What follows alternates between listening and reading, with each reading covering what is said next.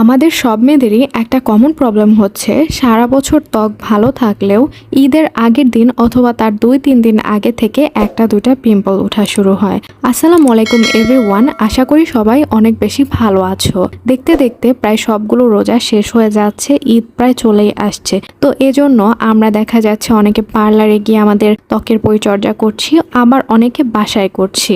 ব্যক্তিগতভাবে আমি অত একটা বেশি পার্লারে যাই না, আমি বাসায় দেখা যায় প্রাকৃতিকভাবে আমার ত্বকের পরিচর্যা করে থাকি আর বেশ ভালো ফল পেয়ে থাকি। তোমরা যদি আমার এই ন্যাচারাল হোম রেমেডিগুলো ফলো করো তাহলে আশা করি তোমরা অনেক ভালো ফল পেয়ে থাকবে। তো এখানে হচ্ছে আমি নিয়েছিলাম রোজ ওয়াটার আর গ্লিসারিন একটা কটনে, সেটা আমি ভালো মতো ফেসে একটু একটু করে অ্যাপ্লাই করে নিচ্ছিলাম।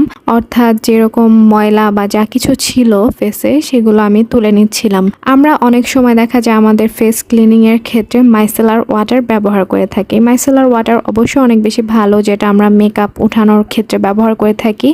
কিন্তু যদি দেখা যায় আমরা কোনো একটা হোম রেমেডি ফেসে অ্যাপ্লাই করতে যাচ্ছি, তার আগে স্কিনটাকে একটু ক্লিয়ার করে নেই, সেক্ষেত্রে গ্লিসারিন আর রোজ ওয়াটার এটা কিন্তু খুব ভালো একটা কম্বিনেশন হতে পারে। আমি কিন্তু খুব জেন্টালি এটা ব্যবহার করছিলাম। হয়তো দেখে মনে হচ্ছে যে একটু হার্শ, কিন্তু না, ক্যামেরাতে এমন মনেই হয়, বাট বাস্তবে আসলে আমি খুবই জেন্টালভাবে অ্যাপ্লাই করছিলাম আর অনেকটাই ময়লা বের হয়ে এসেছিল। এ পর্যায়ে আমি কুসুম কুসুম গরম পানি নিয়ে নিয়েছিলাম, যেটা দিয়ে আমি আমার পোরগুলোকে সব ওপেন করে দিয়েছিলাম। আমাদের প্রায় সবার ত্বকেই দেখা যায় কম বেশি পোর থাকে, যার ত্বকে পোরটা বেশি থাকে তাদের কিন্তু পিম্পল হওয়ার সম্ভাবনাও বেশি থাকে। আমার ত্বকে আসলে পোর অনেক বেশি, যার কারণে আমাকে এক্সট্রা কেয়ার করতে হয় ত্বকের, কারণ পোরের ভিতরে থাকা যে ময়লা তারপর তেল এই সব কিছু একসাথে মিলেই কিন্তু ব্রণ ওঠে।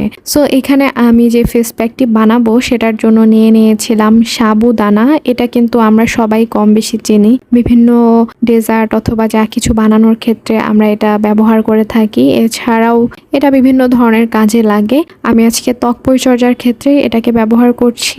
মূলত আমি এটাকে প্রায় 10 থেকে 15 মিনিটের মতো ভিজিয়ে রেখেছিলাম। এরপর এটা খুবই নরম হয়ে এসেছিল তখন আমি এটাকে তুলে নিচ্ছিলাম আলাদা একটি বাটিতে। ফেস প্যাকটি পুরোপুরি তৈরি করার জন্য এখানে আমি আরও নিয়েছিলাম গ্লিসারিন আর হচ্ছে অ্যালোভেরা জেল।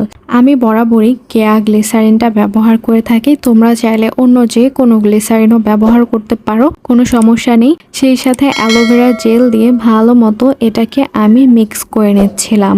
সাবুদানা আর অ্যালোভেরা জেল এই দুইটাই কিন্তু আমাদেরকে ইয়ঙ্গার লুকিং একটা ত্বক পেতে অনেক বেশি সাহায্য করে। তো এই তো ফেস প্যাকটি অ্যাপ্লাই করার আগে আমি আমার মুখে আরেকটু ভাপ দিয়ে নিচ্ছিলাম গরম পানির, আর হালকা একটু ক্লিন করেই তারপর আমি ফেস প্যাকটি অ্যাপ্লাই করা শুরু করে দেই। তোমরা দেখতেই পাচ্ছ আমার পোরগুলো প্রায় ওপেন হয়ে গিয়েছে আর আমার ফেসে কিন্তু অনেক বেশি পোর। তারপরও আমি অনেক পরিচর্যা করার মাধ্যমে আমার ত্বককে মোটামুটি ভালো রাখার চেষ্টা করে থাকি। আমি সব সময় ট্রাই করি যে রাসায়নিক যত উপাদান যা কিছু আছে এগুলো অ্যাভয়েড করার। এই জন্যই সবসময় দেখা যায় প্রাকৃতিক যে সব হোম রেমেডি সেগুলোই আমি তোমাদের সাথে শেয়ার করে থাকি। আমার আরও অনেকগুলো ভিডিও অলরেডি আমি আপলোড করে রেখেছি, যেগুলোতে আমি টমেটো, কাঁচা হলুদ, বেসন বা বিট এগুলো দিয়ে ত্বকের পরিচর্যা করেছি, তোমরা চাইলেই দেখতে পারো।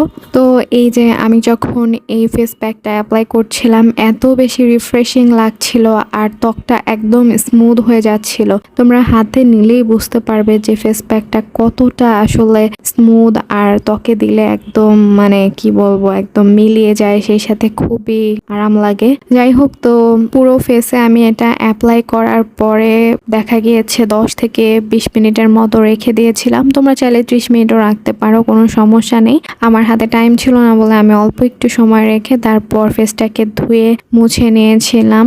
দেখতেই পাচ্ছ আমাকে কতটা রিফ্রেশিং লাগছে আর ত্বকটাকেও অনেক বেশি হেলদি লাগছে। তোমরা কিন্তু বাসায় অবশ্যই এটা ট্রাই করবে ঈদের আগে অন্তত একবার হলেও। যাই হোক, তো সুস্থ থেকো, ভালো থেকো, আর আমার চ্যানেলটিকে সাবস্ক্রাইব করে রেখো অন্য সব রান্নাবান্না অথবা রূপচর্চার ভিডিওগুলো পাওয়ার জন্য। আমি কিন্তু আসলে রান্নাবান্না ছাড়া রূপচর্চার ভিডিওগুলো তোমাদের সাথে আপলোড করে থাকি যেন তোমরা একটু হলেও আমার দ্বারা উপকৃত হও। সো অবশ্যই আমার পাশে থাকবে, সব সময় আমাকে সাপোর্ট করবে। আর তোমরা নিজেরাও সব সময় নিজেদের যত্ন নেবে, কারণ আমরা যদি নিজেদেরকে ভালো না বাসি তাহলে আমাদেরকে আসলে ভালোবাসার মতো ওইভাবে আসলে কেউ নেই। সো নিজেদের প্রতি অবশ্যই আমাদের অনেক বেশি যত্নবান হওয়া দরকার। তো এই তো, ভালো থেকো, আল্লাহ হাফেজ।